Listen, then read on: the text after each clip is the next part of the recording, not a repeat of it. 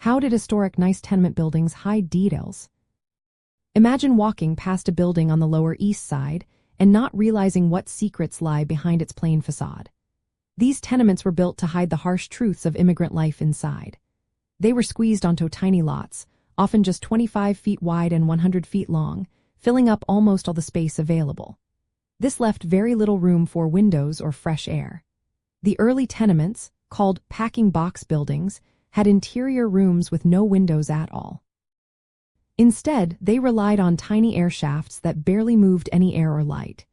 These shafts were so cramped that residents on lower floors got almost no fresh air or sunlight. From outside, the buildings looked normal, but inside, they hid overcrowded, dark, and unhealthy living spaces. Many tenements had rear structures built in the yards behind the main buildings. These were often old sheds or outhouses turned into small apartments. Because they were tucked away in the back, they stayed hidden from the street. Sometimes, nearly 1 in 4 buildings in certain neighborhoods had these secret rear dwellings.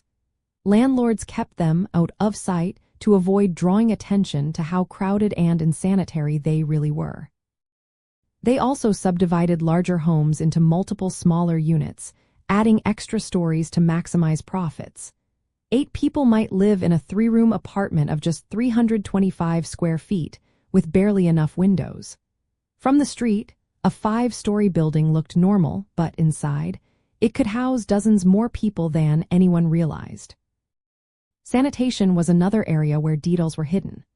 Early on, residents used outhouses and privies located in courtyards or alleys, keeping the filth away from street view. When indoor plumbing was finally required, bathrooms were often shared among many families and still very small. The foul cellars beneath the buildings, filled with waste and disease, were hidden underground, out of sight from the people living above. For decades, the true living conditions remained a secret. It was not until Jacob Riis published his photographs in 1890 that the public saw what was really happening inside these buildings.